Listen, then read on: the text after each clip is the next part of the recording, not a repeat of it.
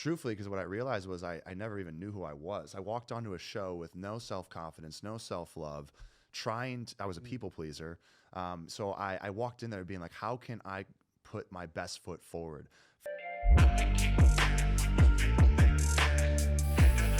What is up, you guys? Welcome back to the #1 mental health and addiction podcast, the Hopeaholics. I am your girl, Natalie Eva Marie, and these are my boys. I'm Chad. I'm at Shane Earn, baby. Hell Bash yeah. Brothers. Make sure you guys like, subscribe, and follow us on our socials and wherever you get your podcasts. And remember, new episodes dropping every Tuesday and Friday. Check them out. This episode is brought to you by the Infinity Group. You guys, if you or a loved one is suffering, please call us today. The number is right here on the screen. We are here for you 24/7. Now, let's get into the episode. You really know how to open up a podcast Yeah, and keep seriously. our listeners listening, throughout, because we just jumped right into Nugget. It was just right naturally. I guess we don't need an intro. That could just be it. Yeah.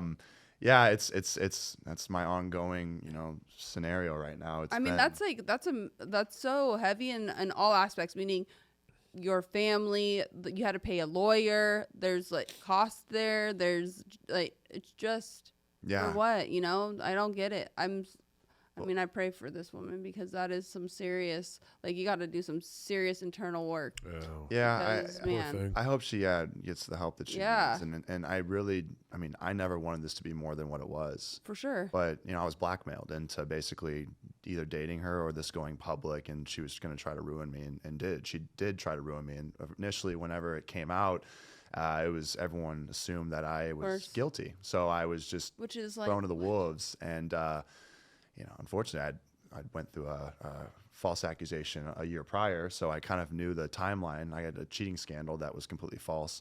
Someone claimed that I flew out to see them when I was in a relationship, hooked up with them, then flew back the next day. So what, though? So what? So what if you did cheat on somebody? What's wrong with that? Morally, yes, but why? Well, the Bachelor Nation audience they're a wild bunch. It's all about relationships. The whole show is based around relationships, and so that's right up their alley. And I was at the time I was dating a girl from the show, so of course they all jumped on it and were like, he's a piece of shit, because my time on the show, I wasn't exactly a fan favorite. I watched a little bit. You went and watched a little bit of his show? I watched a little bit of it when you were talking to your two girls. My wife. I'm in love with you both. That one, I was watching that one. It was actually 3 people. Yeah, it was 3. My wife told me about it. It was 3 people. It was 3, okay. Yeah. I didn't see the third then.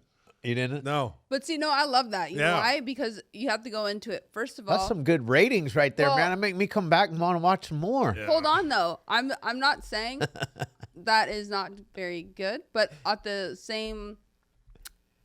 same script, it's like, okay, well, you're signing up to do a show with 50 other women going for one man. Yeah. Do you not think that he's going to play the field in the sense? Obviously, you're going to, because you're literally on live television filming a show. On top of that, you're dating the different women in the same house. You have so you to already have know that it's impossible you're not to. seeing other women. So I'm like, So I see both sides. So my ex, it basically from the show. Yeah. Okay. So she wasn't okay with me, being intimate and expressing feelings of love to the other women, and that's where all the drama took off, and it basically became a team Clayton, team Susie, and so now the audience was choosing sides. Of course. And we ended up dating for a year after the show, so it made it really challenging because we made amends. It was tough, though. For a while, I felt the reason why I was facing so much backlash was because of her. She felt the same thing about herself because basically the audience split. It was like, well, who's in the right? My camp, everyone's like, yeah, what show did she think she was on? Right. She. Yeah. Why are you acting surprised? Meanwhile, though, everyone else is saying, well, he should have been more cautious, and if he really knew that she was the one, he shouldn't have, dragged these other women along. Which, again, I wasn't dragging anybody along. Once again, you're on a show. I was I was lost, and I really did fall in love with each of them in different ways. So, I made a mess of it for sure. But there was just this split, these two camps. And then when we tried to date, a year after, I mean, it was hard because we kept having people in our DMs. Yeah. Every day. Don't do it. Don't do it. You need to, like, you shouldn't even be dating her. Like, she was completely in the wrong. She should apologize to you. Meanwhile, she's getting the same exact comments on her side. So then naturally, what are we going to do? We're going to butt heads. And we were like, see, you were in the wrong. It's like, no, you were in the wrong. And it just wasn't a healthy start to a relationship. Yeah, but how do you pick a girl on the show if you don't milk the cow? I mean, you got to milk the cows. Well, again, you know what I'm saying? And that's coming from John Shane. Didn't milk nothing, and he proposed. Really? Yeah. Oh, Nelly. Well, you got lucky, bro. Or I'm just that dope. Oh, you're just that dope. Well, one or the other. Yeah, no, that's fine. Whatever lucky. it is. I got lucky. Whichever one you want to take. But I'm just saying that.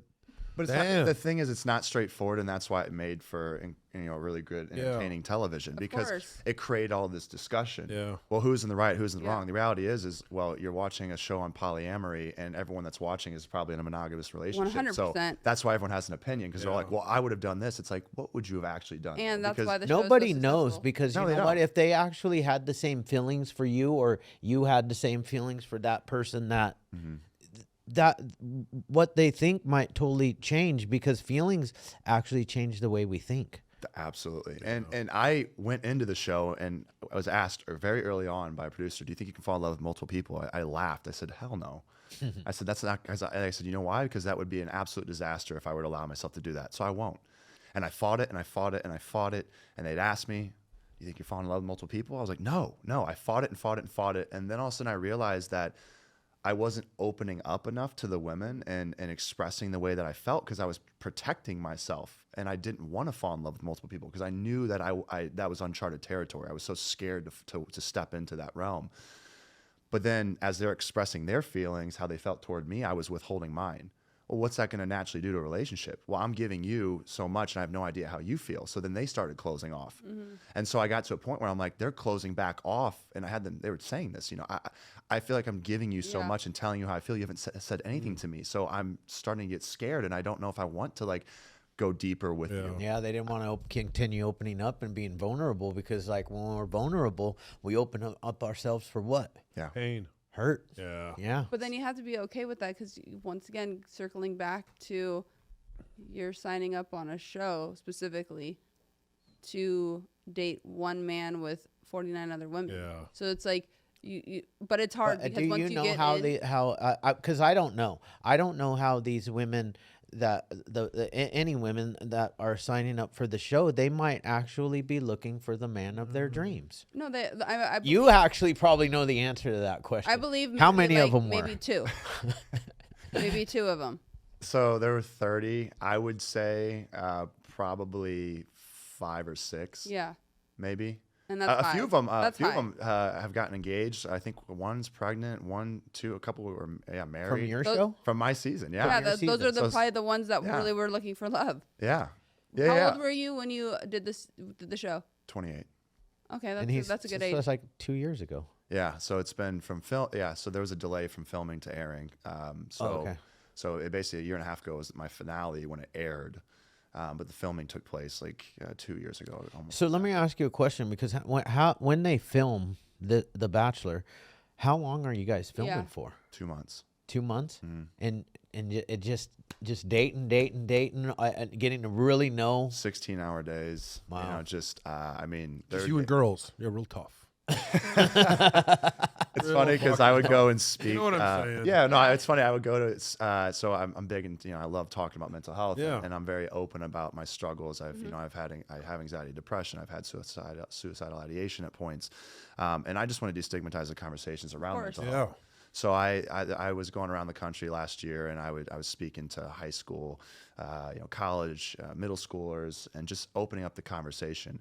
I always found it fascinating how I'd go in to talk to some middle schoolers, high schoolers, and the guys would come up to me. They'd be like, dude, you dated 30 women at once. That's sick. And I'm like, it's not. It's really not. I'm like, basically, I would go into a room, and one girl would be upset. Then the next girl would be happy, and the next girl would be angry, and the next girl would be agitated.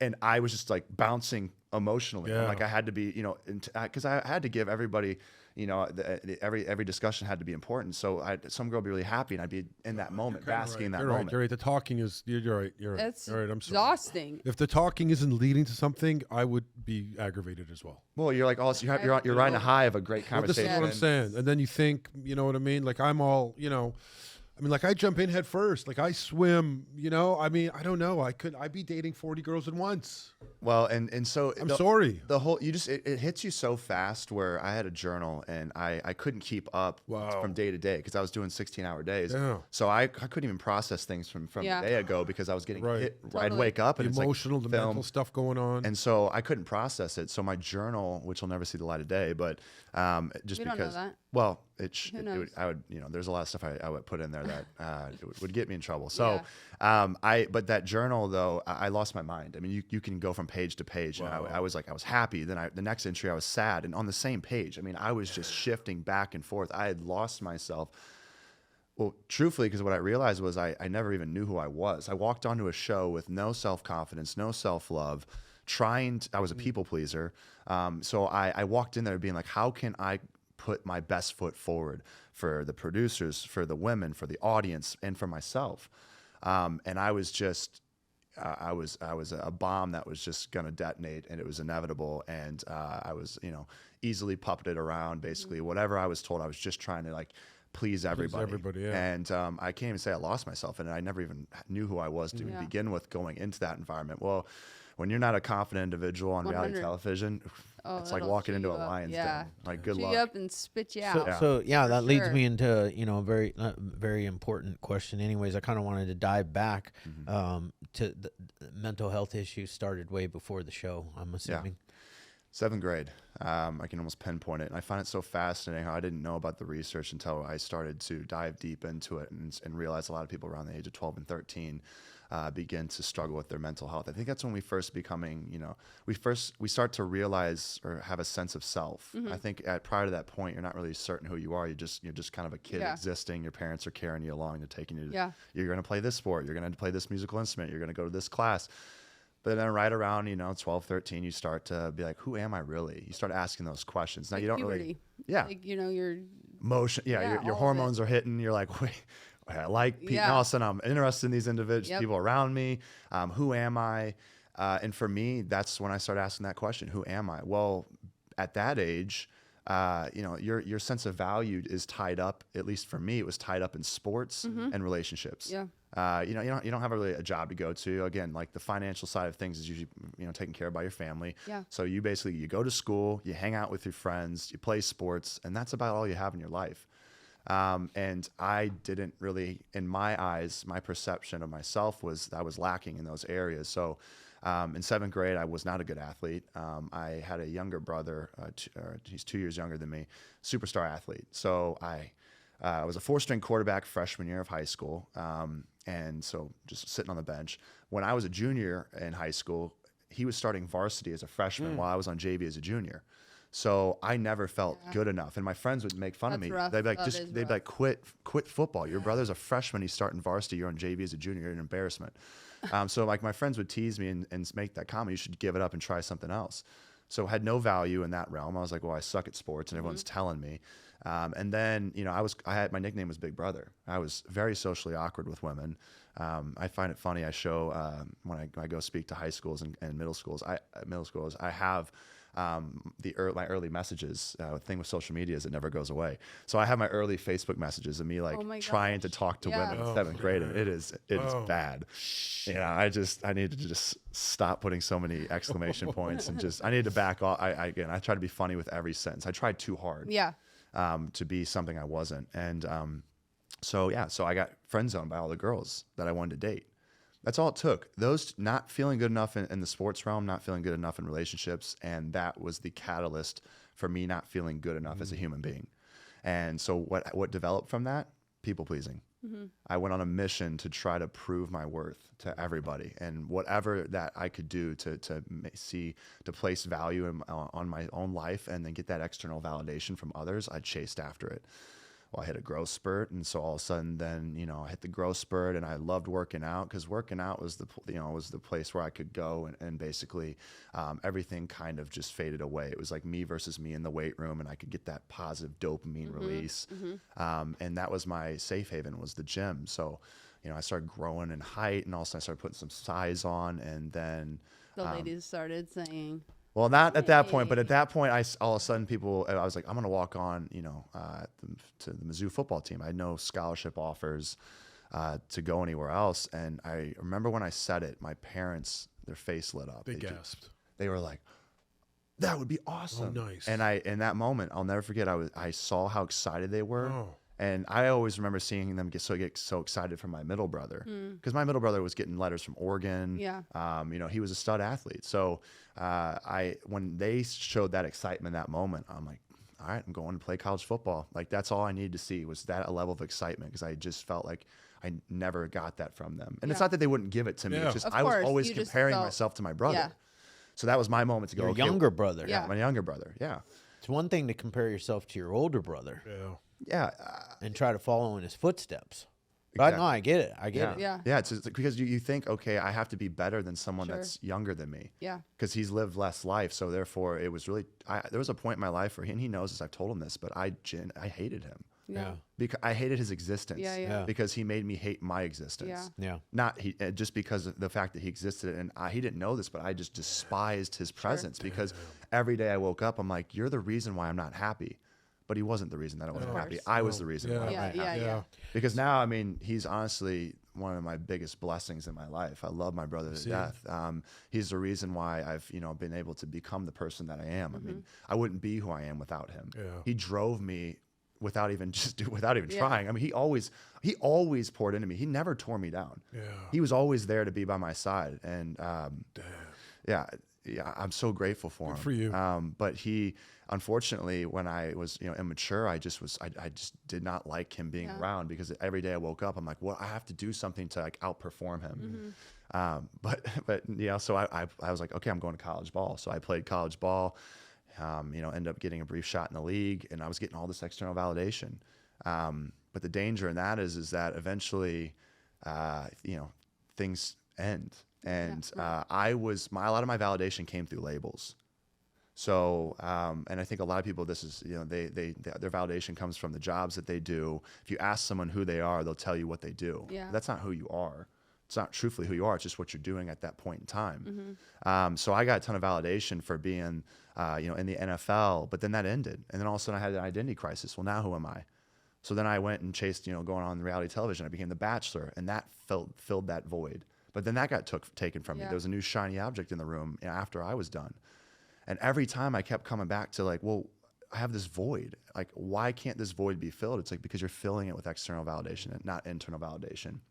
And so I realized I had to get to a place where I could find a title, a label that suited me from my very first to very last breath. So through all this work that I've been doing on myself recently, I was like, what is a label that defines me, that I can hold on to from start to finish?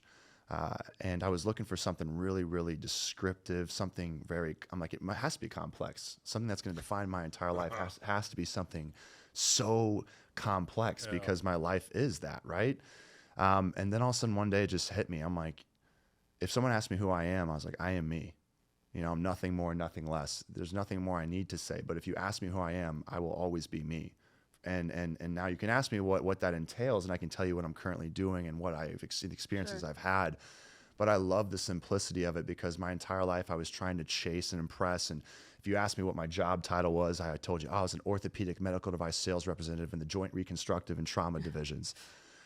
Because I just want to spew a mouthful out to be like, that's how, like, the more words I thought, the more that I put out there, the more impressed people would be. And now it's so cool to find that actually less is more. If you ask me now, I'm like, the self-love where I'm at currently, all I need to say is I am me. And of course someone's going to go, well, what does that mean? And now we can jump into a deep dive, but I'm like, it's the simplicity of it, is I will always be me.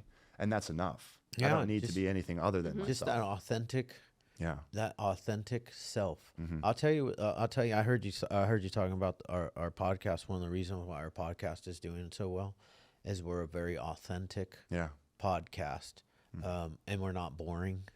You know, we just come on here. There's 3 of us a lot of the times, and we all have humongously different well, hers and mine are similar, but sometimes these 2 are similar because they've got this like woo, and I'm very rarely am I woo. He's very much like my husband. My husband is not a woo. I'm kind of just like chill. Yeah. Because here's the thing, I used to get excited about stuff, and then stuff would let me down. So like as I've gotten older and wiser, I don't get excited. And about I love a stuff. broken heart. He likes his heart being broken. Heart. Yeah. I love it. Well, there's so much strength and brokenness because I think that's where you find the silver linings, but that's where growth comes. It's through the trauma. Sure. You know, growth doesn't come through lukewarm feelings. Growth comes through going into the valley and being at your lowest point and having that just extreme feeling of I have to create change, otherwise I'm going to get stuck here.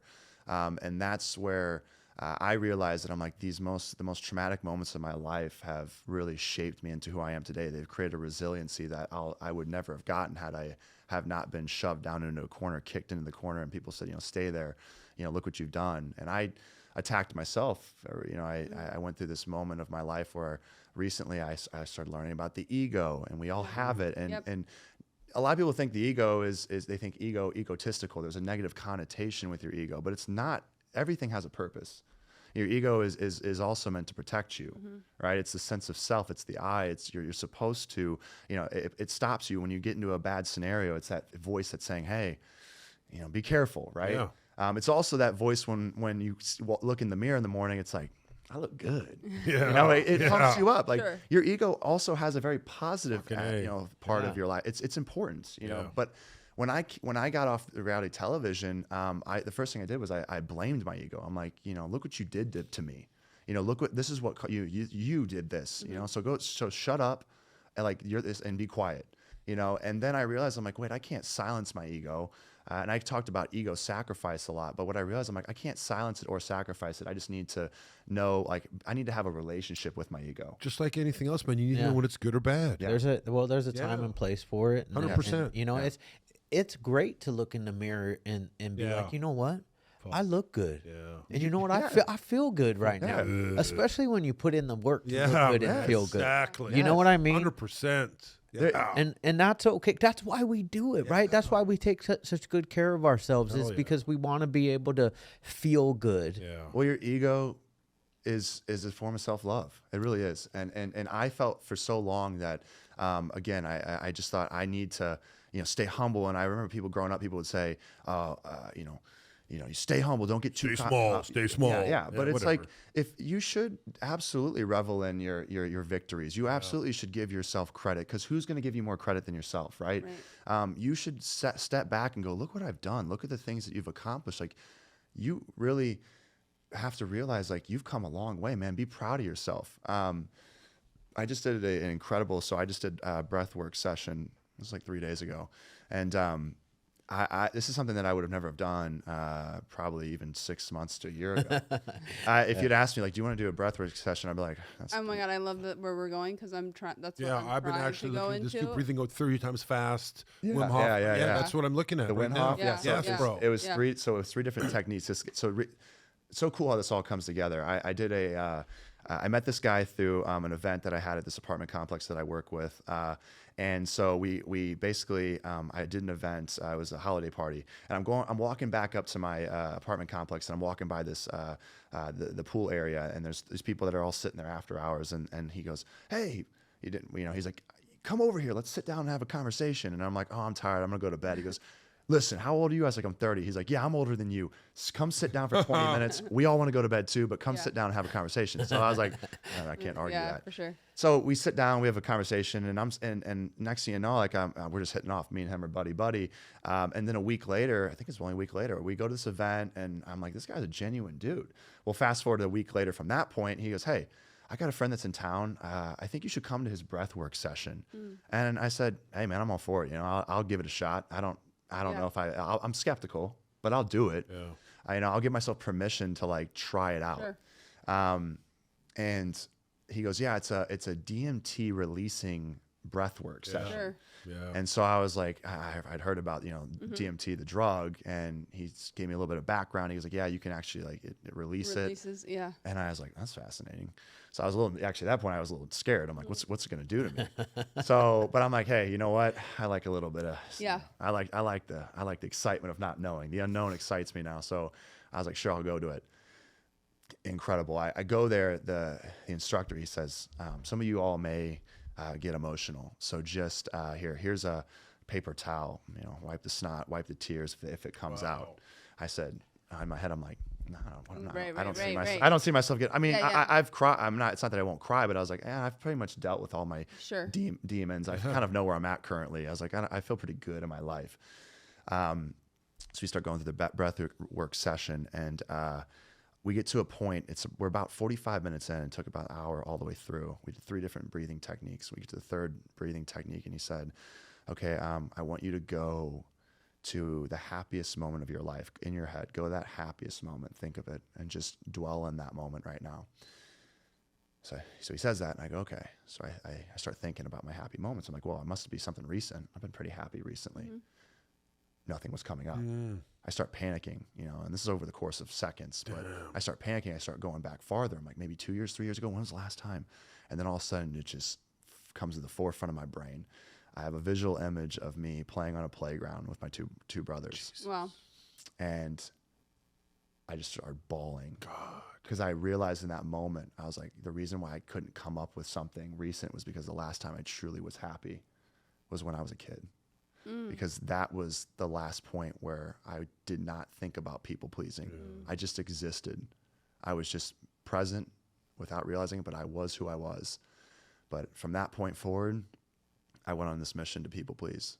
Yeah. And I had never found true happiness since that point. It was so powerful because I didn't have, that realization that came from that breath work, and it just the waterworks came out. That's awesome. I just started bawling my eyes out. And then he said, he's like, no, go deeper. I want you to talk. I'm going to play a song. He's like, and I want you to think about the best version of yourself, singing this to yourself, your current self. And it was basically a song that said, basically the gist of it was, proud of you for everything you've been through. Like, now we're going to walk hand in hand together. And at first, he's like, the lyrics, imagine yourself singing these lyrics to yourself. But then I just started to zone out and have a conversation in that moment with myself in my head, basically just the best version of myself, saying, I'm proud of you. I love you. And you've come such a long way, but now you and I are going to walk hand in hand. I am the best version of you. And that version starts right now. All from a breathwork session. That's awesome. Wild. That's awesome. Incredible. But you know what I'm getting off of you too is, and I always circles back to, I don't know if it's because I'm in recovery and I always relate a lot of things to that, but doing the 12 steps and basically what you have kind of just described, in the sense, a lot of addicts and alcoholics are people pleasers. I know I'm definitely one of them. That's what I learned through doing the work. And then you mentioned something about ego, and I'm totally with it. And we have the control.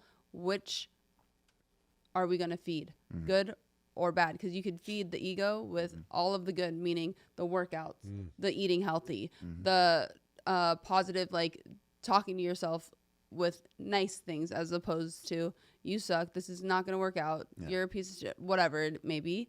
Or you could do the negative, which is drugs, alcohol, eating terrible, not doing the best things for yourself. But when you're feeding the good, all that does is give you the self-confidence as well, which is the self-esteem, which is everything that we need so that we can go be the best versions of ourselves with others, whether it's your relationships, whether it's business relationships, etc. But it all boils down to taking a step back and having to do all that inner work, because it's not going to happen if you're not looking at what's really going on under the hood. And I feel like throughout your kind of, from college into the NFL to the Bachelor, you finally were like, I need to take a step back here. Well, you know what hit me was, I think it was a conversation I had with someone one day. But then it sparked it, and then I started to, every night I would lay in bed and I would basically just reflect about for 10 minutes before I went to bed. And I would just sit there in my thoughts and be like, what's going on in your head right now, Clayton? And I would just sit there and let the thoughts release. But after I finished being the Bachelor, I still wasn't happy. And I just had a moment one day where I was sitting there thinking, and again, the power of one conversation, even with yourself. I mean, the power of one conversation will change a life. It can save a life. Yeah.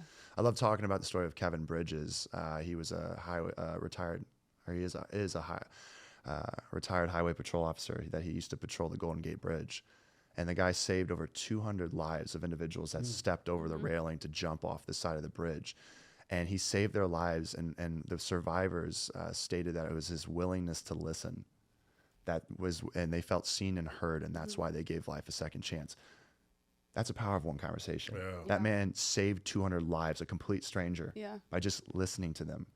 Attentive listening is an absolute gift, and so many people these days, especially in comparison culture now, and it's all about me, me, me. Yeah. Everyone loves to talk about Just themselves. waiting to talk. Yep. But no, very few people listen. Yeah. And that's where it's a lost art. And I'm, I Well, work. we're old and tired, bro. So that's why. Well, no, I was going to say that's one of the things that I love about this podcast is because it forces me to sit and listen because this is such an intimate conversation when I have the headphones on. And that's why I love the headphones in the podcast, because I've done podcasts without headphones and it doesn't seem as intimate because my voice is in my head, but your voice is in my head and I am listening. And as you're talking about that, I started, it takes me places. Like we had Kevin Hines who jumped off the Golden Gate Bridge on our podcast and he survived. Crazy. Yeah, it's actually, I really think that's super fascinating. How you're so right. It's the audio with us speaking right now is so clear that this is as close to someone else being in my head as it can be. 100%. I can't hear what else is going on in the room here. I can't. Emily's hear over there. Yeah. Oh, she's got the headphones on too. She's deep in it. I've been kind of watching the screen every once in a while. Emily's like crushing it on her changing of the cameras. I agree. Like he said something and I laughed and she had me on there. Yeah. That's why you got her. Yeah. She's obviously one of the best, right? She well is. done, Emily. Well done. Yeah. But I think what's so cool about it is, again, these discussions. It's important. They're very important. Yes. And I bet you some of your audience, and I'm curious for you guys. I mean, there was a point where I thought I was all of my thoughts. I thought the ego and me were one and the same. So if I would have told you, I now view the ego as a separate entity, there's some people that'll hear that and go, all right, you lost me. Yeah. Because what? There's some sense of self that's separate from who I am. But then, you have to kind of dissect it. And what helped me start to dissect it was someone said, well, are you all of your thoughts? And I was like, I think, right? Every thought that I have is me, right? They go, well, do you act upon all of your thoughts? Right. They go, how about, let's take an extreme here. Like let's say you walk up to a wall and it says wet paint, don't touch. They said that little thought, that pops in your head to say, touch it. Is that you? I was like, well, I don't know. It just pops up. They're like, what about the one that, that when you walk up to the side of a cliff, and all of a sudden you get that little thought in your head. It's like, jump. You're like, do you really want to jump? And I'm like, no. Like, but why do you get that thought? I was like, I don't know. It just pops up. They go, so exactly. So you're not all of your thoughts. You're really just the thoughts that you choose to act upon. Totally. And I was like, okay, that makes sense. They go, so there you go. So the mind, it's not really all you. Sometimes you just have these thoughts that pop up in your head. Yeah. But again, you are the thoughts that you choose to act upon. So that's how I started to be able to distinguish between between the ego and myself. And I don't know for you guys, when that transition point came where and I think it's important to have that discussion because I think there are people that will listen to this podcast and they'll say, I don't see any there is no difference. Like everything that's in my head is me. But for me, it really helps. And for a lot of people that I talk that go on this deep self-healing journey and finding self-love, I think almost everyone that I talk to is like, no, I've been able to differentiate between the ego and myself, and I understand that it's almost like a partner in crime. But I work alongside it, and I know when to let it out. It's the alter ego. Yeah. I know when to let it out and speak, and I know also when I need to corral it back in. Did you guys have any moments in your life where like you had this big, all of a sudden, ego identity moment? Or I think that's been, for me at least, there's been like multiple waves of it, but now, especially because I'm in March, I'll be approaching 11 years of sobriety. Congratulations. Congrats. That's That's awesome. huge. Yeah. Man. Thanks, 11. Shane. That's double digits. Double It digits. already was 10. I know, But it's double ones. Double Yeah. ones. Boom. Yeah. But I think it's really important, at least for me, because it's so easy to go back to like negative character defects and doing things where I refer to everything, whether it's sports or some analogies, where it's like a muscle, right? So it's like I have to work on it. Absolutely. And my mind is the biggest component that's going to take me in or take me out, whatever that may be. Yeah. So doing stuff like the cold plunge, I'm in control. Yep. My thought is I don't want to do it because I don't. Yeah. I never do. I never do. Ever. Yeah. But I'm never mad that I did. Exactly. Never. So it's like feeding the good and making sure it's like a muscle that I'm continuously working on, where it's like I'm the one I get to choose, and I'm the boss. Yeah. Not the one that's saying the jump off the cliff or to act on those other little things of stay in the bed or whatnot. You know, When you jump in that cold tub, what's your mind screaming at you? get out, Get out. get out, get out, and I don't. And it's telling you in that Yes. moment, like it's screaming, it's saying, get out, get out. But then all of a sudden, you turn it back on it and go, why? We're good. Yeah. Exactly. And so you start slowing down your breathing because naturally you hop in a cold tub. What happens? Your heart rate, your everything breathing, everything increases. picks up. Your body thinks it's in fight or flight. Yeah. It's like, oh my gosh, I'm freezing to death. I need to Yes. get out of this. Yes. And And I that's- don't like this. This is cold. Yes. Get me out. Get me out. Yes. I give myself literally, I look at my watch and it's 30 seconds. I give myself 30 seconds to basically be a little bitch and have all those feelings, have all those thoughts. Yeah. And I'm continuously telling myself for those 30 seconds, like everything's going to chill out in 30 seconds. Really? Just relax. I'm gonna teach you a trick, and that can change that 30 seconds into 15 seconds. But Okay, maybe I'm exaggerating. You may not want to do it because of your hair. But Oh, when yeah, you no. get in and you do the full head dunk, Yeah. it's a bigger shocker, right? But for 15 seconds, I'm like, and then all of a sudden, I watch the clock because there's a clock at my cold plunge place. I watch it, and at like 13, 14, 15 seconds, all of a sudden my heart rate goes way down, and I'm and then all of a sudden I'm breathing. Not me. I cry the full 4 minutes. I know you do. You are I the cry big. You're one of the 4 to 6 he's- minutes. But you I do cry. it though. I do it though. He's but one of the biggest babies. Yeah. of But I do it. ever. But you I do it. I But you do it. But I'll tell you in something. I've my had thoughts life. too. Even now, when I'm walking behind someone in the stairs, I still think about I am Sparta. Yeah, no, them totally. Like even when my Down the children, stairs? down the stairs, even when my children are in Yes. front of me going down the stairs, I have that thought. Oh fuck! I just could kick them right now. Yeah. Those intrusive thoughts. I have Yes. those thoughts still I today. have. See, I always wondered that too, and I get intrusive thoughts of like I talk to people and I'm like, I could uppercut them right now. Yeah.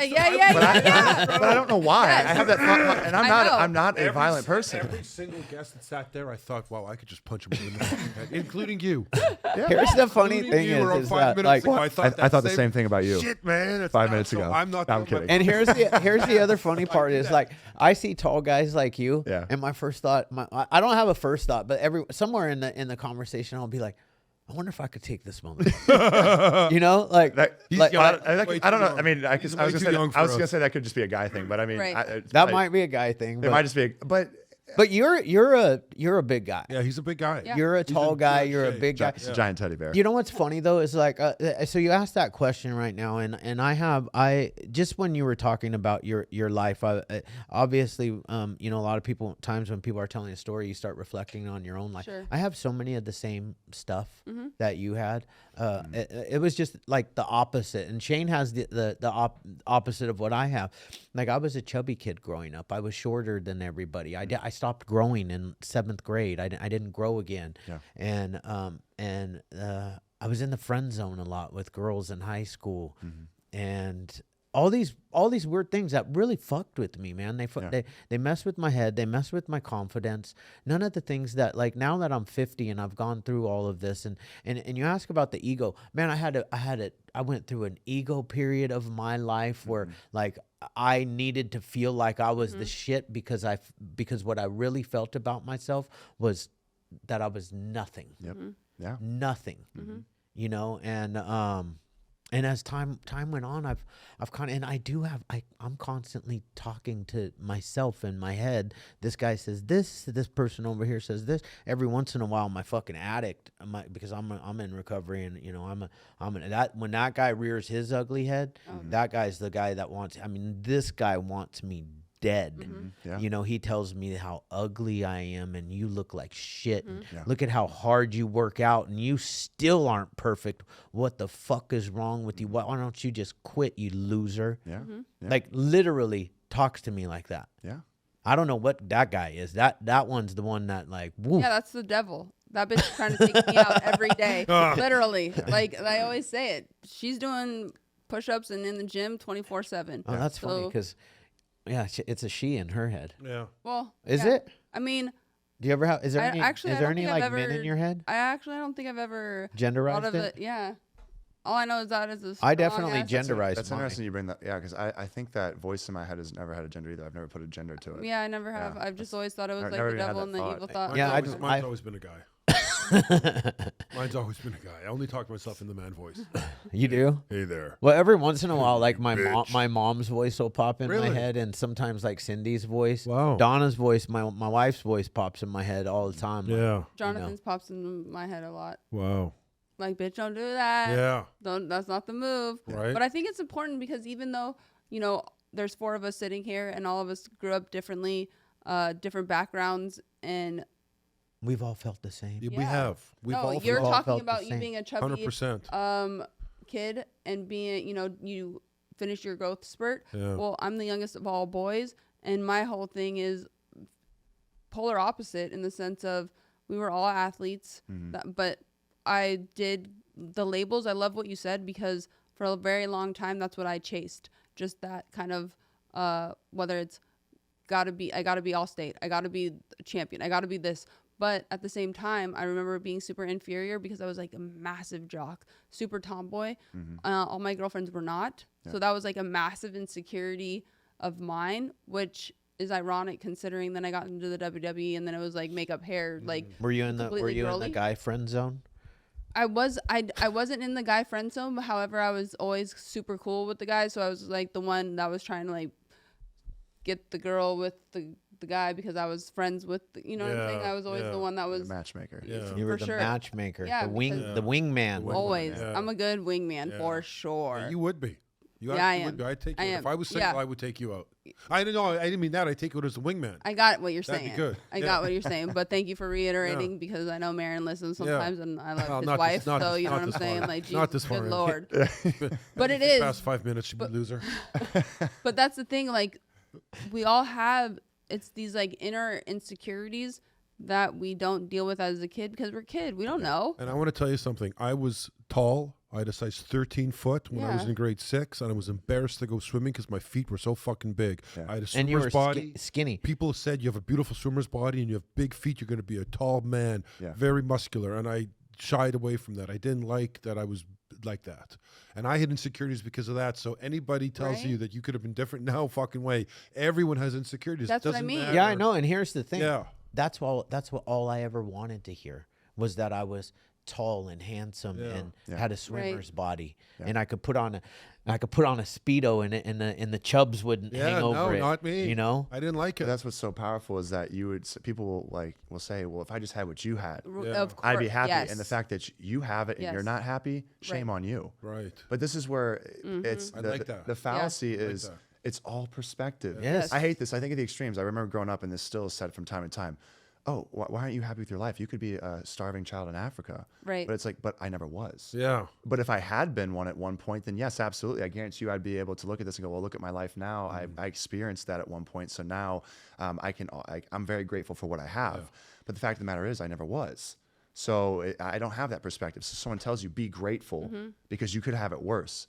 It's like, but all I know is what I know. Yeah. And so that's the hard part about it. And I've had people that they've questioned my trauma. They go, well, you never actually had trauma. You had perceived trauma. it doesn't I'm like, matter. perception matter. is reality. Yeah, Completely. perception. So I perceived. So as you talk about body types, I used to be very, very small. I show people pictures of me. I used to get bullied. People would pick fights with me. I was, in 7th grade, I was 105 pounds soaking wet. Yeah. So I was very small. I was 5'7" or whatever. I got bullied all the time. And so, but I, at 105 pounds, I thought I was fat. So I remember I would lay, Totally. I remember I would lay down and I would do these chin up exercises because I saw like this extra skin that was loose in my eyes on my chin, and I thought I had a double chin. So I Googled at 7th grade, I was doing these chin up exercises to strengthen the muscle so that like the skin would rise up, so I wouldn't look in the mirror and see this like double chin that I thought I had. But that's because, again, I was extremely skinny by a weight standpoint, but all I saw was a fat kid with a little bit of stomach fat, and even though I was really skinny, but I saw someone fat. So it's like, even if you were physically, overweight, or whether you were not, or it's like the power of the mind. It's so crazy. We did an actual episode on Total Divas. It was a reality show that I was on at the same time as in WWE. So we did an episode because I do have like body dysmorphia to a crazy degree. Yeah. It was a really powerful episode for not only viewers but also myself. They brought in a sketch artist, and I described what I saw in the mirror. Yeah. And then they had one of like my coworkers, she described me to her, and the two pictures were insane. Yeah. They were so different, but that's exactly the power of the mind. It's like, you can look at somebody, especially now because we live in a social media era. Yeah. Comparison is times like a million. I'm so happy that I didn't have that growing up, because I could only imagine what a head case I would have been. But it's easy to look at somebody else's life and say, I want what they have. I would be happy. I would be this. But that's for everyone, because you have no idea what's going on with that specific person on their day to day. So you could see somebody that looks like shiny and amazing, because that is what social media is. It's a highlight reel, which is amazing. It's an amazing tool. And I put all my junk on there. I mean, well, now we do, because we have no problem. And that's kind of what we do, is like, we are imperfect. I'm crying. We have no problem. Social media. But I think that's important too. It's extremely powerful. Yeah. Because again, social media is a highlight reel, and everyone at first wanted to show people the best, but never the worst. Because I found this very fascinating. When I decided to be vulnerable about my insecurities, I was making a ton of posts about my insecurities. I was very, very open about it, but that pushed away women. They saw me as weak. Wow. My DMs were quote unquote dry. So my friend one day, I went on the show with on the Bachelorette. One day he's like, bro, your DMs are probably flooded. He's like, check this out. I got this person DMing me, showing me all these IG models that are DMing them. And he's like, you probably get like 10 times that because you were the Bachelor. I said, no, not at all. And I had that moment. I'm like, wow, like he's getting way more attention. Well, I think it came down to like, because I was being vulnerable, but I was saying I'm struggling with my mental health. I lack confidence. I don't have self-love. And so I was pushing away individuals that are like, I don't want to date a guy that's not confident, that doesn't have self-love. Like, no, I'm going to go for the guy that does. But now I realize it as I was pushing away the wrong people. Those individuals just didn't get it. They're like, I want to date this guy that's not going to, express himself, and he's going to, he's going to be confident. But the reality is that confident guy you're going after probably is hiding. He's suppressing a lot of his pain. Yeah. So then what happened was I wasn't getting a lot of attention from those individuals, but then I started to get attention from individuals that saw that as a strength, my vulnerability. So initially I had the thought of, well, maybe I should stop being vulnerable because I'm trying to also like date. I want to date, but now I'm coming across as emotionally weak. And so now I'm pushing away people that I want to date. But the reality is I'm like, wait, I actually don't want to date you. Because you don't get it. Like I need to find someone that's willing, that sees strength in the vulnerability. Yeah. Because that's the person that I'm going to be able to best associate with. So then I started actually attracting that energy. I started bringing in those individuals that are like and they started being vulnerable with me. And all of a sudden now I'm just attracting like-minded individuals left and right, which is incredible because my entire life I built up an external image of what I thought would impress people. It's why I got into the gym. It's why I packed on 60 pounds of muscle. It's why I went to the NFL. It's why I became the Bachelor. I was trying to build this image and be like, now are you all impressed? Like now you can't say that I'm the big brother. Now you can't say I suck at football. I made it to the highest level. I became the Bachelor, most sought after man in America. Now I'm enough. Don't you all agree? And still, I came off the Bachelor and everyone was like, he sucked. He's a terrible person. And I'm like, I'm still not good enough. But then I had that moment. I'm like, when is it ever going to be good enough? I know people that never were in the NFL, that never were on The Bachelor, and they love their lives. They make $50,000 a year, and they love their lives. And I was like, why? How? And I'm like, because they chose to.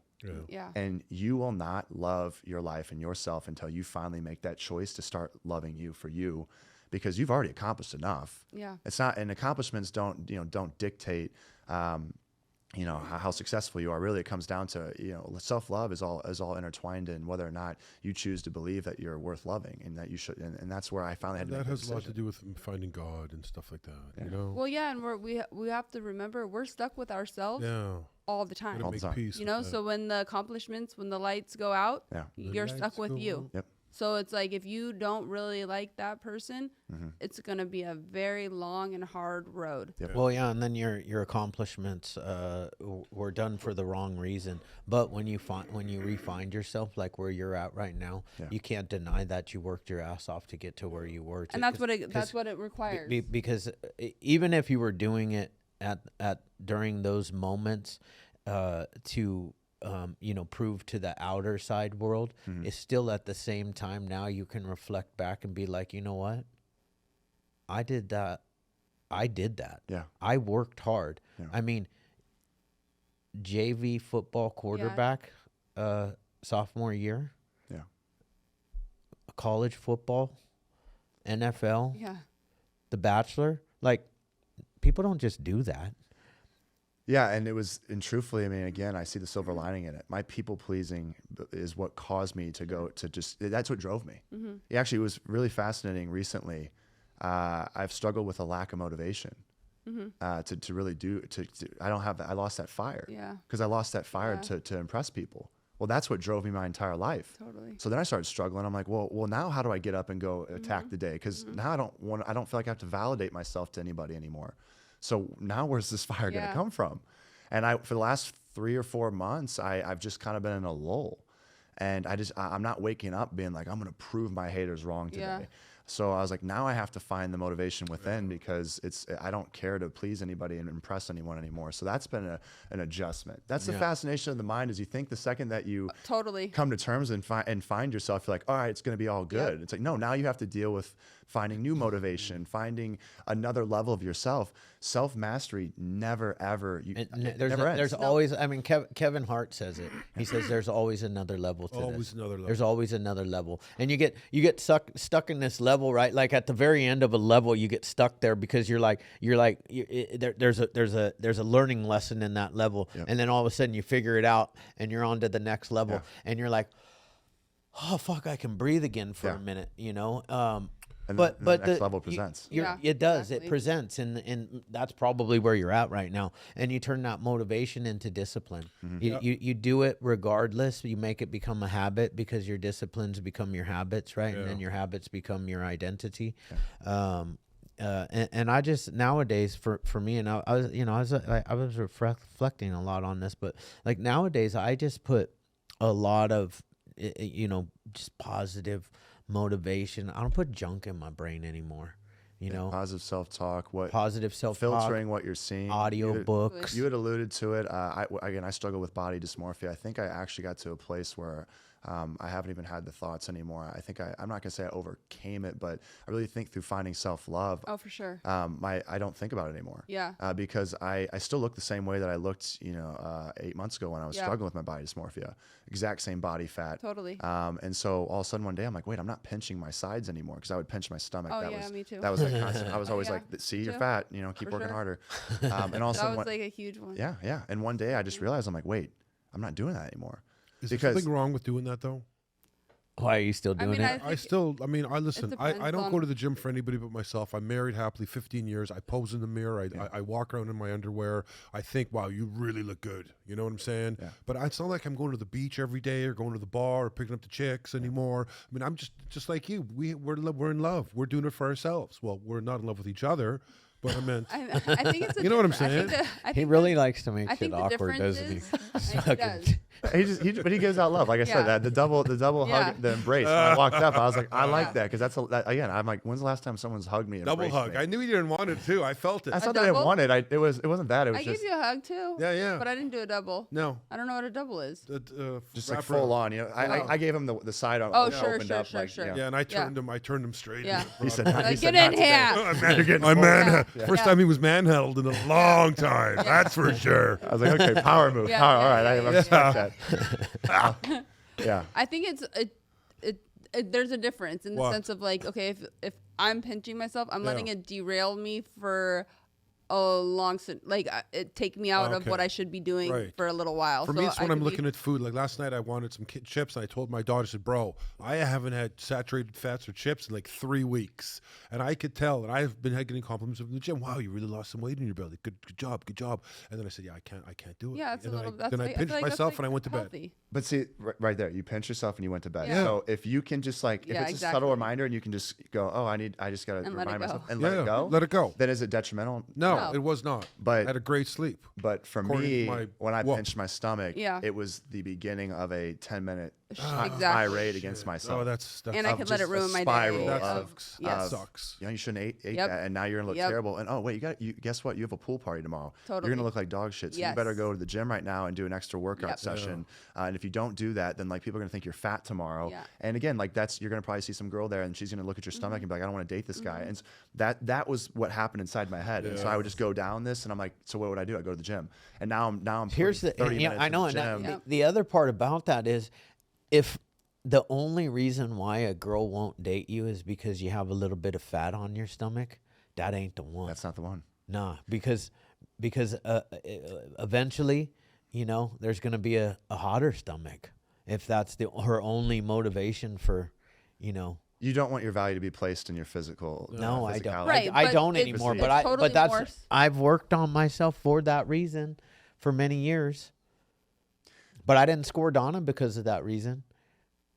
No, but I think it goes more. It's deeper than that. It's not so much.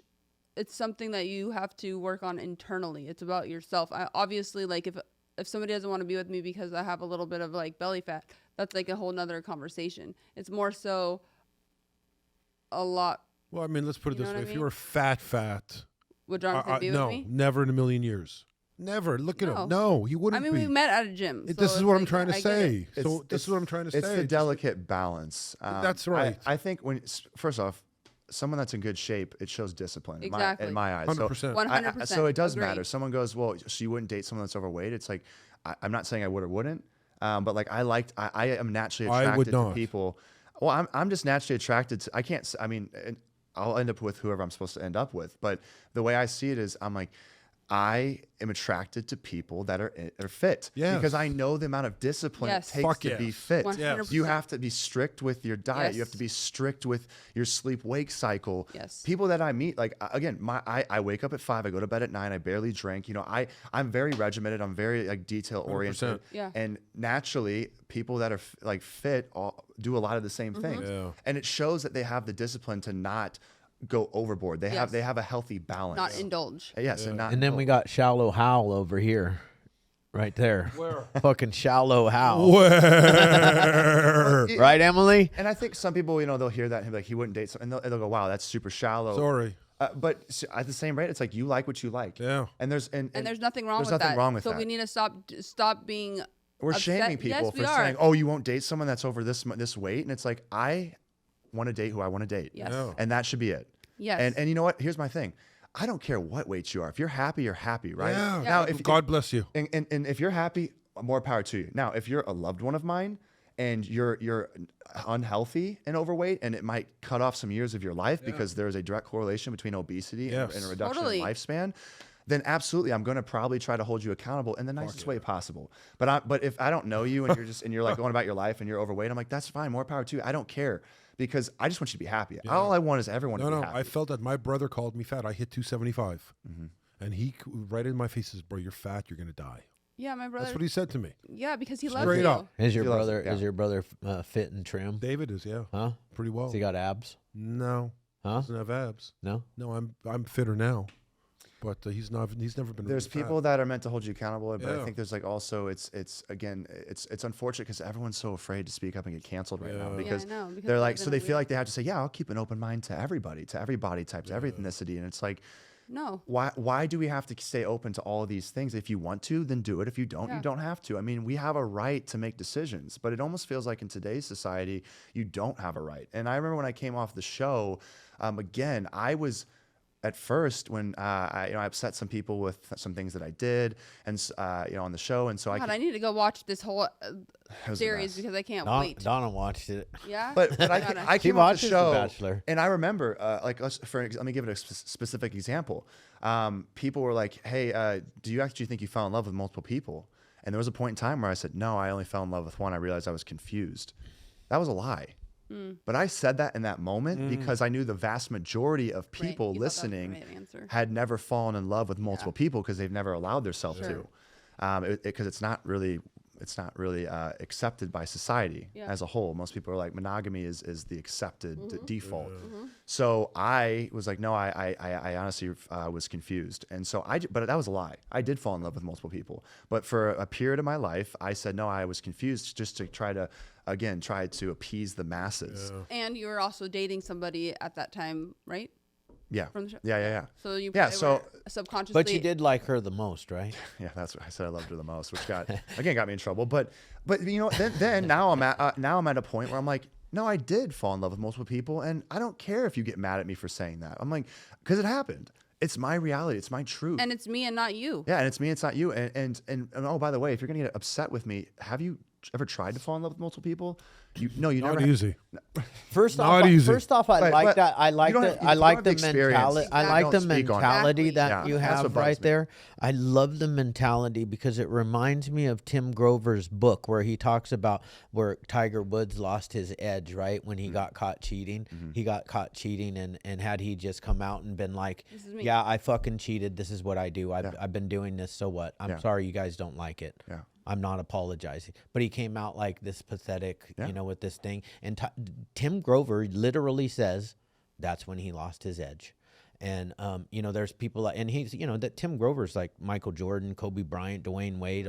He's their fucking trainer. Yeah. He knows More than a trainer. what Yeah. a closer is. Psychological And that's guy. a closer's mentality. Yeah. It's okay. Like, I did fall in love. I'm sorry you guys don't like it. But that's the reality of what happened, and I'm not going to change my truth. Yeah. Well, it just goes to show what you just said. You said if you have not been in that same exact situation, then you can't really speak on it. Yeah. Hence why one addict or an alcoholic can help another, because we know exactly what it feels like to be desperate and alone and miserable and feel like we have no hope whatsoever in maintaining sobriety. Yeah. It's because we have that direct relationship and we know exactly how that feels. Where somebody giving their own personal opinion who has first off, they're the ones sitting in the stands. Remember that. That's they're true. not in the arena. But it's also like, one, have you had my life? No. Number two, have you been on a television show for the world to watch as a spectator and be in that position? Absolutely not. There's only a handful of however many seasons that show has existed. It is a lot. It's a really big show. For a while, yeah. But the amount of people is not. No, not So that no one can. I struggle with that, because there was like 25 other guys. Exactly. Like, that's all I can relate to is 25 other men. That's But it. even those 25 other men in the entire world didn't have the exact same experiences I did. Yeah. True. So 50% of them were liked. So cancel that out. So now I can only relate to maybe 12 of them. But even and out of those 12, my story was unique to mine. To Exactly. me. So I was like, no one can relate to me Right. And who is somebody to judge another? until you walk a mile in their shoes. Yeah, and that's what I get so. I mean, I live by this is what the motto I live by, and someone said this, and I love it. Again, I'm just a regurgitator of what I hear. I'm Sure. like, yeah, and that's I am too. That's why I love to self-educate, because it's like I don't come up with this stuff. I listen. That's why I've been able to grow so much, because I'm hearing other perspectives and it's shaping mine. But someone once said, they said, hey, if you were to put out a fire, who would you ask? The best way to put it out, a fireman or a lawyer? I was like, a fireman. They said, exactly. Why? I said, because they have the experience with that. Exactly. That's why. So don't go asking a lawyer, ask the fireman to put out, how you would do it. But so many lawyers out there for sure. online are talking about how to put out fires when it's like everyone's speaking. Because again, that's what I hate about social media is it gives everyone a voice, and some people just, they shouldn't. It's not. I think everyone should have a voice, but I don't like the fact that everybody can go viral with the dumbest takes. Yeah. And it's a wild, wild west, and there's no accountability. You can hide behind the anonymity factor, and so you have a bunch of people that are shooting their mouths off.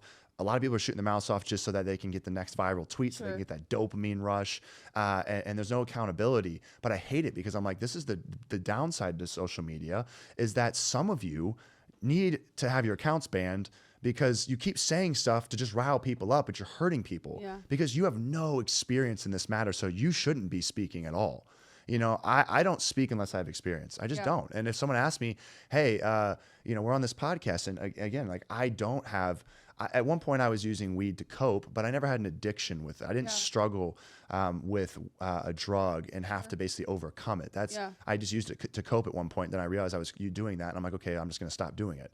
But you'll never have me go talk to an addict and say, here, let me talk to you and tell you how to overcome it, because that would be ignorant. Right. Because I didn't go through that specifically. Yeah. So if they ask me, I'd say, hey, I know some people. Let me put you in contact with them. Yeah. But a lot of people out there are like, no, I want to speak up. Because they don't, it's their whole thing is like, well, hell yeah, if I get the last time I spoke up, I got 1,000 retweets, and they love that dopamine. They love the dopamine release that they get, because that's that incredible podcast on Netflix about social media. It was what was it? They basically broke it down and talked about how they had these scientists that were that engineered the apps to basically release dopamine as often as possible, because dopamine leads to an addiction. Yeah. That's why TikTok is like just the craze, especially for the younger fast generation. foods, man. I just haven't been able to get into TikTok. That's Fortunately, because we're old. Old. That's why. Yeah. But why TikTok is so successful is because it's quick bursts of dopamine. It's 6-second videos. Yep. Yeah. It's hey, you don't have to stick around and listen to a pod. Like there are some people, like young generation, they're not listening to podcasts because they can't. Their attention spans. There's studies that have come out. I saw a study 2 seconds. That it's like might be down to that. Yeah. I saw back a study in 2015 that said our attention spans dropped down to 8 seconds. Yeah. So if you can't have a complex dialogue with someone that has an 8-second attention span. I'll talk to some young kids or just even adults that have gotten so just ingrained with social media where like they can't put their phone down, and you'll talk to them, and all of a sudden you'll see about after like 6 seconds they'll just eyes space. glaze. Their eyes will glass over. Yep. You've lost them. Totally.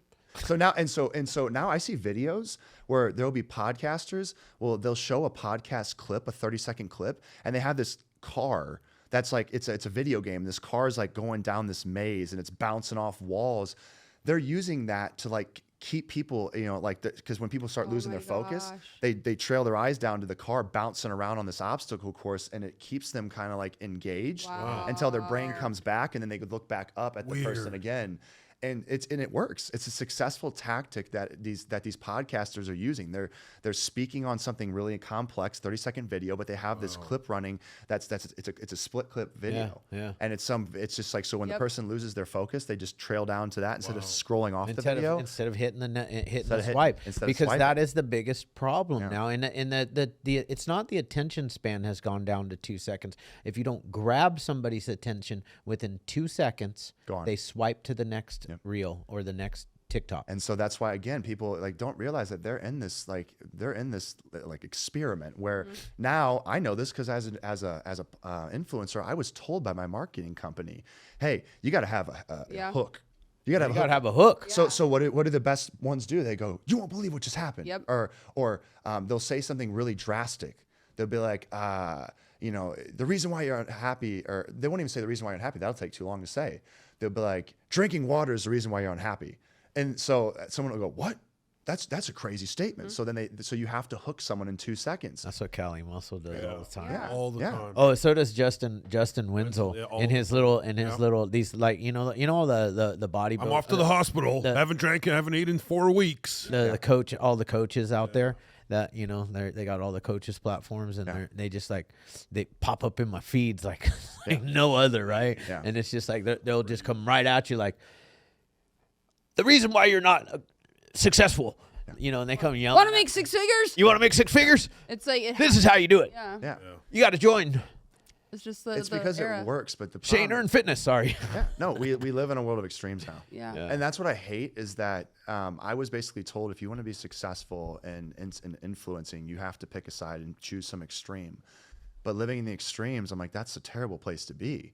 Yeah. You know, but here we are. Like we are so far in it. People are stuck in a social media cycle, scrolling for hours a day, and then an algorithm that is set up to keep them addicted and on the app for longer. The social media dilemma, that's what it was called, I think, for the Netflix pot. I would recommend anyone go watch it. Yeah. It's incredible. But basically what they do is that the algorithm's set up where they have it so when you click on someone's photo, what does it do? It shows you 10 more profiles that are similar because all it wants you to do is stay.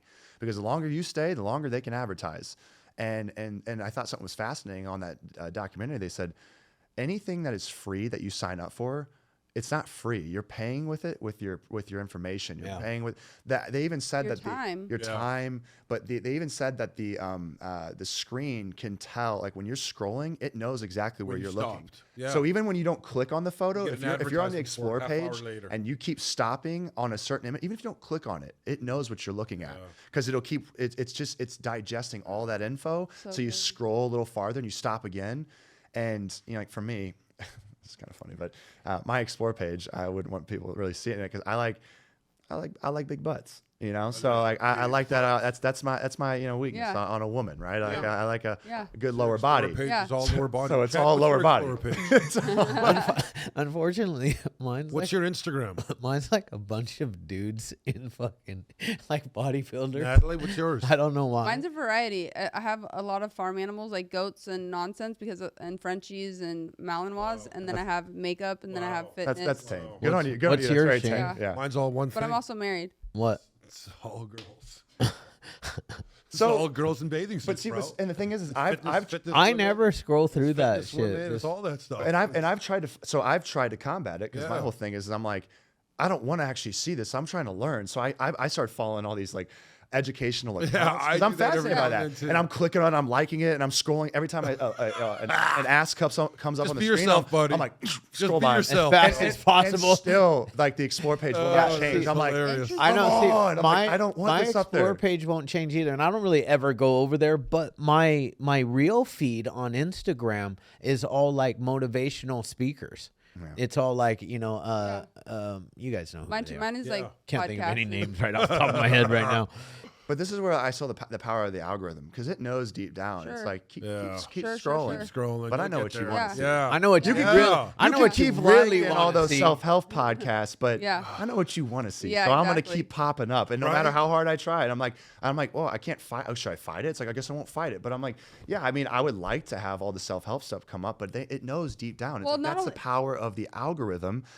It just knows. Think about this. You're a 30-year-old man that's super knowledgeable and knows exactly what's up and knows what it's doing. How about the 14-year-old? That doesn't know. Exactly. Yeah. I'm falling victim to it, and I know I'm aware of it. Yes. And I still am losing the battle. For sure. So this 14-year-old that you can't fight what you don't know. Oh my God, no chance. And healthy relationship or trying to talk to a girl like where your Facebook messages were too many exclamation points. These ones, they don't even know how to have a conversation. I wonder what my kids explore. Well, they're not, my kids are probably more on TikTok than on Instagram. Yeah.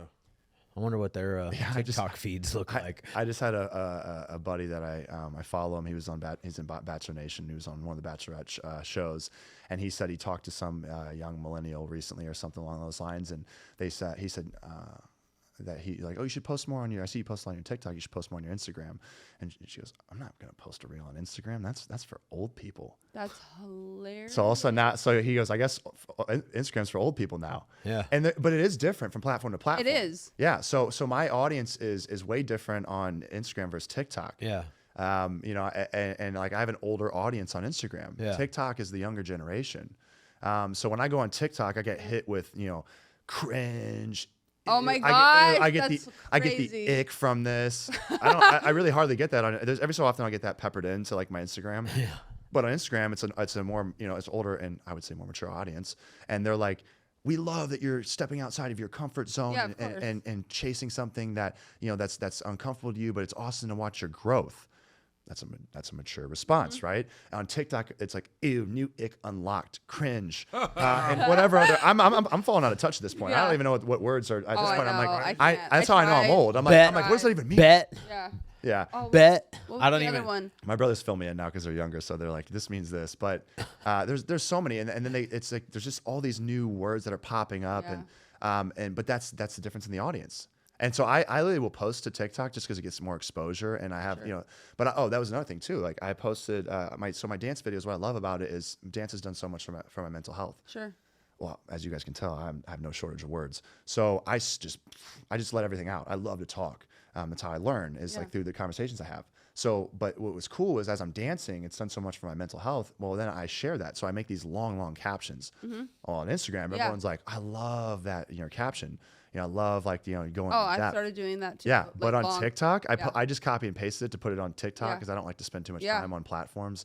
So I posted TikTok and everyone was like, they go, I ain't reading that long ass caption. Then other people said, hey, long caption, either good for you or sorry that happened. Not really sure. Like it was almost like everyone was, and they got all these likes, these comments, and then people were basically like, acknowledging and validating these people saying like, I'm not going to read that. Yep. And it's like, is that cool that you're not going to read it? But on that platform, everyone's like, no, that platform, you can't do a long caption because you've lost them. Because the TikTok is the platform where it's like, capture my attention in 3 seconds or I'm gone. Or gone. Yeah. Fucking gone. Yeah, and I hate that. That's why I don't like TikTok at all. But I still think my message can resonate there. I just know when I post it, I'm going to get roasted. People are going to say it's cringy. And I'm like, okay, cringy for you. But I don't care. I don't care what you say. Because now like your words don't matter to me. And you can keep calling me cringe. But the reality is like, you firing off at me and sending the negativity my way speaks more about a self-reflection upon yourself and how you don't love yourself. Because truthfully, all the people that I know that have self-love, you'll never catch them sending a negative comment to a stranger. Never. She always says I that. always say that. If she ever caught Shane and I on some, like say on your, like say we didn't even know you. Oh yeah, I was gonna say. Like, yeah, because we know you now. Yeah. But let's say we didn't know you and we were on there and we were just like, typing some negative weird cringe idiot. What are you doing?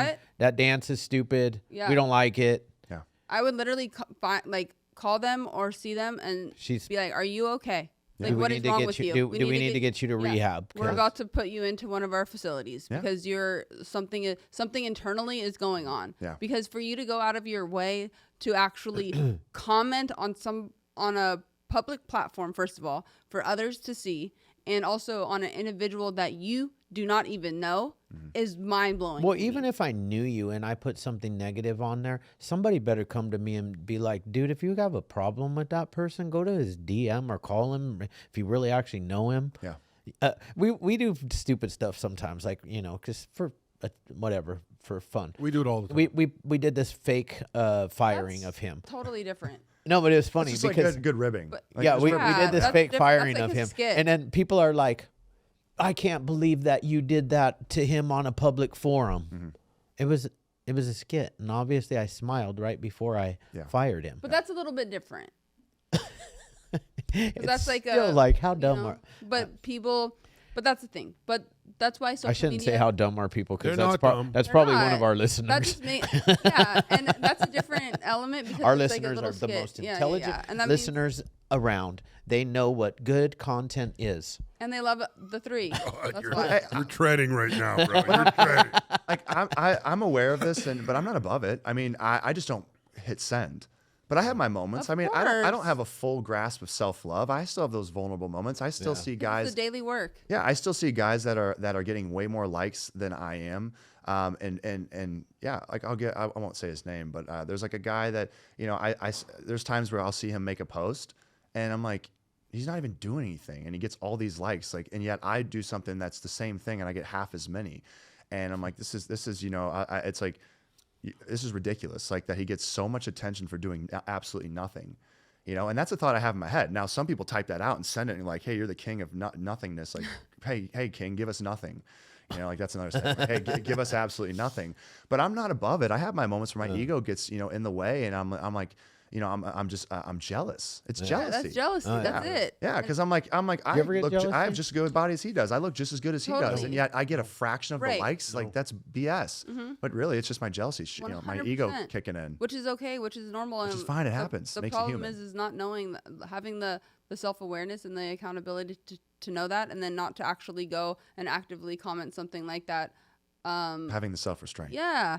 It's like that's important. Yeah. My mother always told me never to look at someone else and count what they have. Always look within yourself. All my life. Yeah. From the earliest I can remember, because we were poor growing up, so she always instilled that in me. Never look at what someone else have.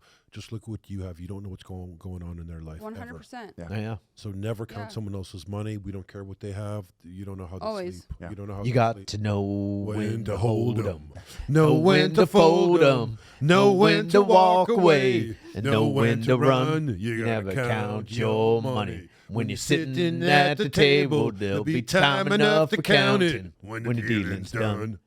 Beautiful. I would have. And there you have it, too. folks. That's a reel. I would have sang along too, but you don't know that's an older song we for you. let them just take that. That was. I mean, that's literally from that's Kenny Rogers from. I believe he's dead. Is he? I knew the first line, but by that 90, point, when I was going to chime 90. in, you went to the second line. It was over. Or he's 90. I just had to sit and watch, but that was beautiful, guys. Yeah, incredible. Well You guys well were doing this in. Yeah, Appreciate it. Well done. We did good. We did well. Yeah. It was exciting. Yeah, incredible, guys. Yeah. But I think it's super important what you're doing because, like you said, it's especially because of where we are in this day and age, the social media era, having open dialogue, having the conversations of a kid who's 14 listening to someone like yourself, where on the exterior and even just on paper, if you look at it, looks like you got it all. You got it all figured out. You have what they maybe think that they want. Yeah. But know that you had to work for it, and you consistently have to do the daily work, just like an addict, just like an alcoholic. It's like, it doesn't matter who you are. Like my husband, he's a normie. So he has to stay extremely disciplined just with his brain thinks way differently than mine. I have to work a lot harder to be on the same even keel. Talking to us or yourself right now? Myself. but it goes to show everyone has to turn internally. Everyone has to do internal work to be okay with themselves, and that's okay. Yeah. And it's important, and you need to. And then being able to see someone like yourself that they got to either watch on TV from the show or think they have this perception of yourself, having podcasts and having you go speak to schools and stuff like that for those kids to actually see is amazing. Huge, and that's the positive. And that's the positive of social media is because you're able to reach people in all sorts of places that you wouldn't be able to actually physically go. So that's where social media becomes, yes, there are so many negatives to it, but then on the flip side, there are so many positives, and you're doing something, spreading a message of hope to other people. Yeah. And I think that's what is important, and that's like the beauty of social media as well, Yeah, absolutely. I think, again, for someone that would hear this podcast and say, okay, I hear what you guys are saying, where do I start? How do I take that first step? And I believe the first step is always conversation, because it's the thing that you can do right away. Yeah. I wrote a book, and I found it interesting that when I first wrote the book, it was right when I came off the show, and it was right in the beginning of my self-healing journey. And I was trying to find that self-love, and so I called it, it's 180 degrees. I used to walk down this path of self-doubt, and so I talked about how I was able to reorient myself down the right path. And I talk about the 6 pillars divided by 30 degrees. That's how you get the 180. But I'm like, how do you start to turn your life around and see life through from a different perspective? And so I realized the first thing is communication. The last pillar I have is realization, and I did that on purpose because I structured it where the first one's communication, second one's education, third one's preparation, determination, then congregation, realization. The first few of them, they're the ones that you can do right away. You can have a conversation right now. Someone can turn off this podcast and go have a conversation with somebody about mental health right now and start to, dive deeper. Yeah. Same thing with education. With the power of Google, you can right now Google and start to find resources to how can I make that turn. But something like a congregation congregation you can't build right now. Congregation comes through finding people, building trust amongst them, and spending time around them. So that's not something you can just do right now. You can begin to start creating that trust, but that congregation comes over time, and then realizations come through experience, right? So for someone that's like, well, where do I start? It's like, do the work, have the conversation, educate yourself. That's where you got to start. And that's what I started doing. So again, I think the big catalyst was the TV show. If I would have, ridden off in the sunset with my, girlfriend at the time, and I would have had a peachy ending, I would not be a mental health advocate outwardly today. It was through all the adversity I faced. It was through, getting kicked into a corner. That's what caused me to really speak up. And I was like, I'm going to be vulnerable and let people, let them be able to peer into my life through a microscopic lens, because I want to show them that if I can rise out of the ashes, they can too. For sure. But that's where, the book, I think I was, at first I thought it was elementary, because when I finished writing it, I about 6 months later, I thought I came to all these great, incredible realizations. I was like, man, I wish I would have put that in the book. But then I'm like, wait, no, you wrote this book for someone that just they don't need to get into the complex discussions. They just need to have a starting point. And that's why I was proud of the book. I'm like, it's a starting point. This is where I started before I got really deep into it and started to make all these connections. Yeah. I just started in the book talking about the connection between childhood self-trauma and just having those initial discussions. But I was like, it's elementary for a purpose, for someone that's like, where do I start? And so I started by by having the conversations. I made an effort coming off the show to every day I would listen to a mental health podcast. And so I did that for a whole entire year. Well, I was listening to Jay Shetty. He's like, he has one of the top mental health podcasts in the world. And what was so great was, as every day I listened, he had a new thought leader in the industry on the podcast. And I started to realize, well, they're all using the same vernacular. So then I'm like, and I think of one word in particular. They all talked about manifestation. Yeah. The first time I ever heard that word, it was from I was in Missouri. I was at the gym, and this beautiful girl comes walking in, and I was like, this girl is so beautiful. I normally don't approach people, but I don't care if I fail and I look stupid. I have to approach her. Yeah. So I did, and we went out on a date like a couple days later, and she brought up the word manifestation. I never heard the word before. I was like, what is that? She's like, it's when basically you whatever you want to come your way, you start to believe it and think it and become it, and then it comes your way. And lo and behold, she was from LA, and I remember thinking, the Missouri in me was like, yeah, totally LA mindset, woo woo. I was like, okay, so I just kicked it by the wayside. That was back in 2016. But then, fast forward, I'm listening to podcasts in 2021, and all these manifestation, they're all talking about manifestation. Yeah. So then all of a sudden it hit me. I'm like, well, if they're all saying the same thing, maybe I should actually see try to place some value in it. Yeah. And just what if I choose to place value in that word and actually believe it's a possibility? I was like, maybe I'll just open the door to that.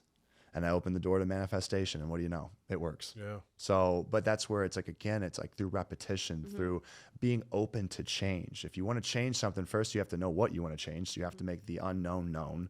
So that's where just starting to, like you talked about, having, the trauma back and thinking that, you weren't good enough physically, right? Like you were able to now make that connection. And then, so now you're aware, and you can only change what you know, right? At least. And so then once you know, then you have to want to change.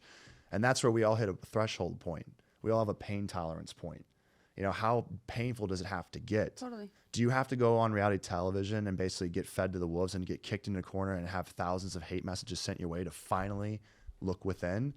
Do you need to gain 150 pounds and look in the mirror and hate the way you look and say, I'm done. I can't get any heavier. I'm finally done. This is it. Because you hear these stories all the time of people that they hit their threshold. Yeah, I was 500 pounds. And I was like, enough is enough. Well, that was their threshold. They had to get to that weight. Some people, they only get to, 200 pounds, whatever it is, but we all have a threshold point. And that's where it's like, again, what creates change? It's the extremes, it's the trauma.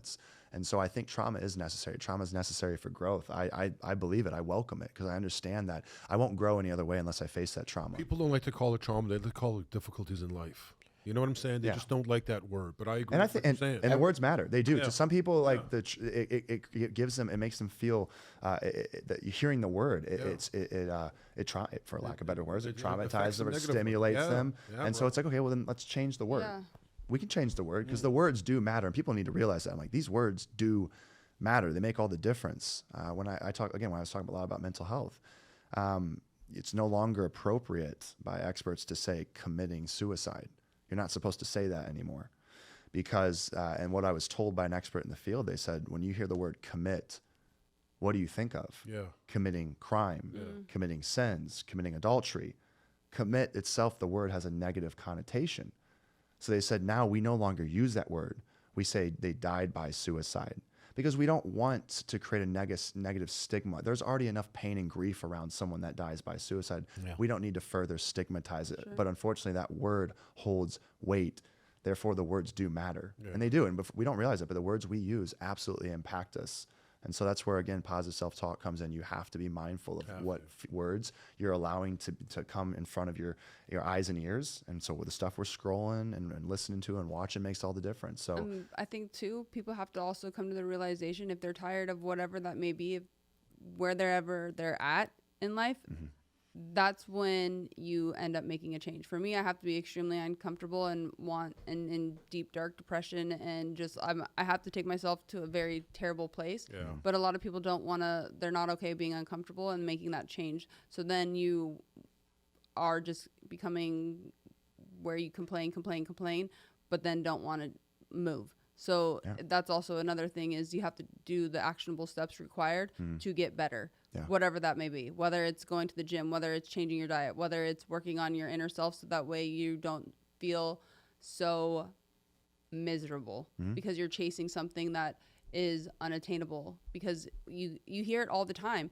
People that get the money, get the fame, or make it in the NFL, or do whatever massive accomplishments, yet they're depressed and they're miserable and they hate their lives.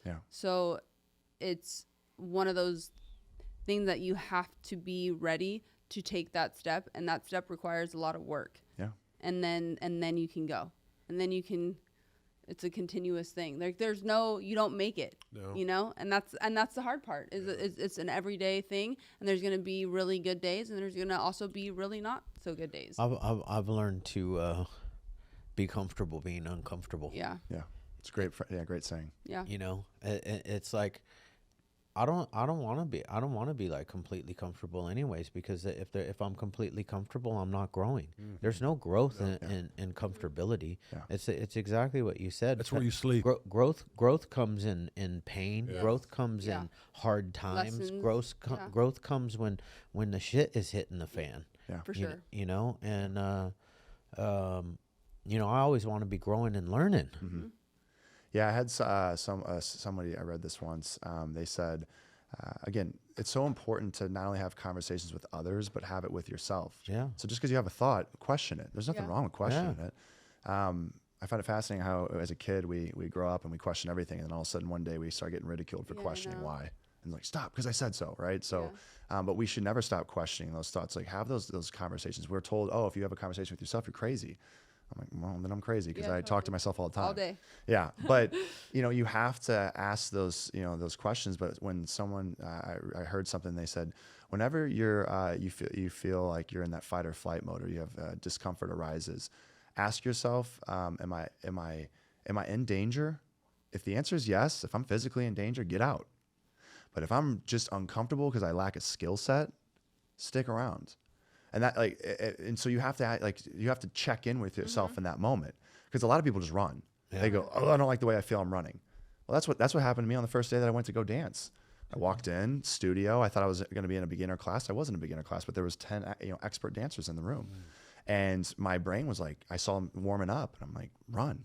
It hasn't started yet. Get back in your car. Say, hey, I got to go to the bathroom real quick, and then just drive away. You don't have to come back. You'll never have to come back to the studio ever again. And so, but then I checked in with myself. I was like, am I in danger? I'm like, no one's going to, well, maybe someone had the thought of punching me in the face. Maybe a few of them are thinking about kicking my ass right now. But outside of that, I was like, no, you're not in danger, man. You're just fearful because you lack the skill set of dancing. But how are you going to learn it, right? You're only going to learn it by being here. I saw another great saying, every expert started as an amateur. And that's true. Everybody, no matter what they're an expert in, they, at one point they were bad at it. You know, so you have to be bad at something. You have to be a newbie at something. For sure. And then how do you become an expert? Repetition. So checking in with yourself is really, really powerful. Just going, wait, hold up, before I run out of here, do I have to?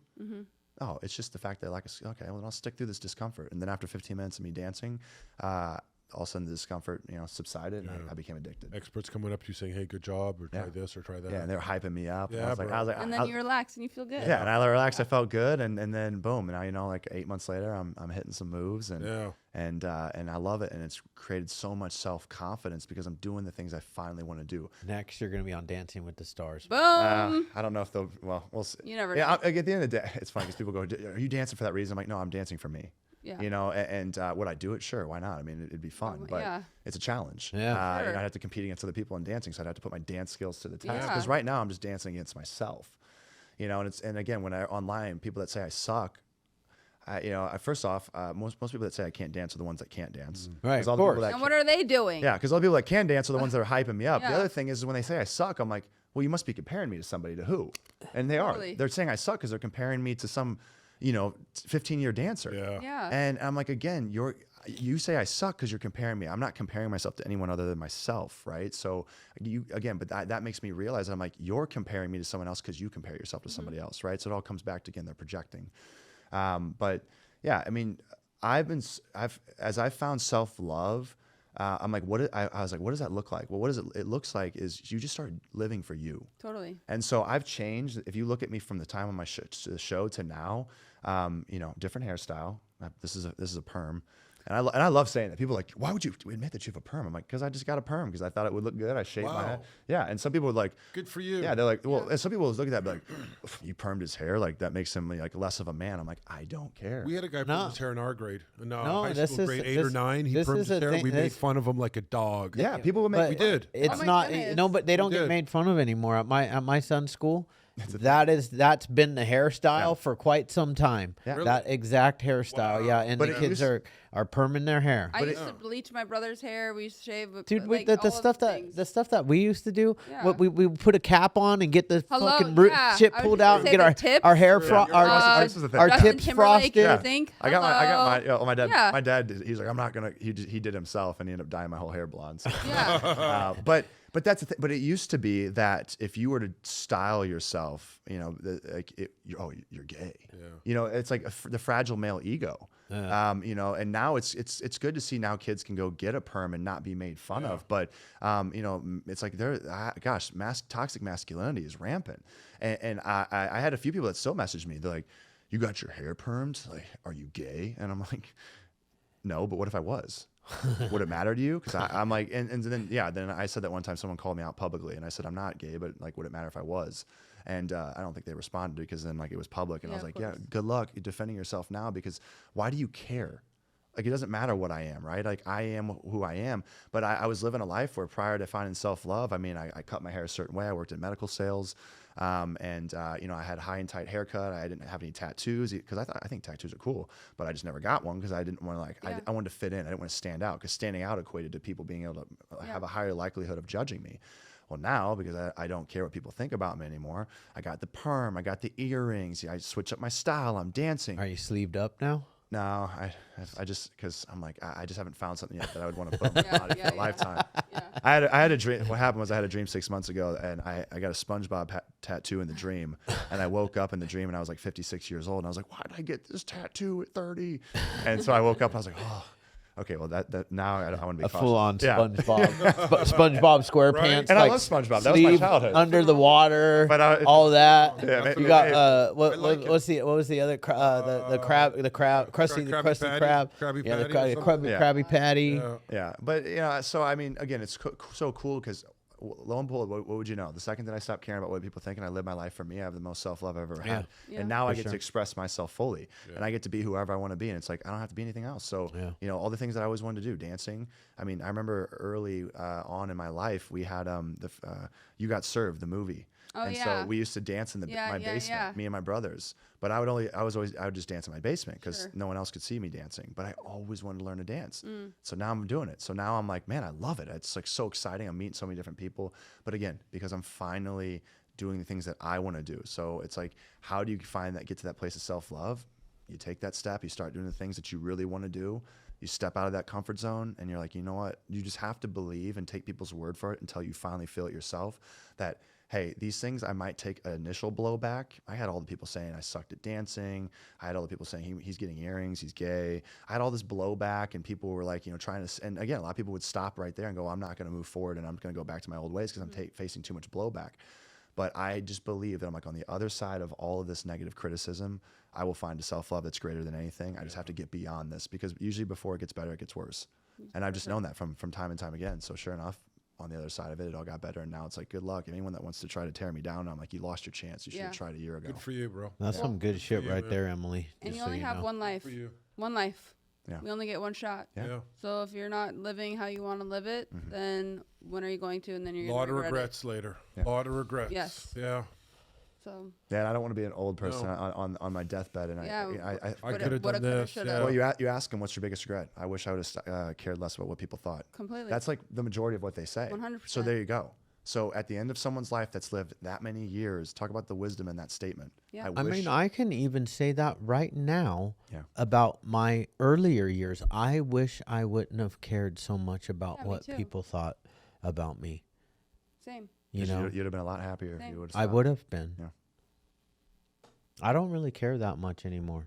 A little bit here and there, but I mean, of course, to a degree, because I feel like that's just like kind of human nature, but not to the point of that's just kind of your whole thing. I also kind of do the a lot of it's a little bit different in on Instagram with our podcast and everything, because almost like 98% of our comments are amazingly positive, wonderful comments. Like, I love what you do. Twitter, on the other hand, holy fuck, that's just ruthless over there, right? Yeah. But so I read the comments on Instagram.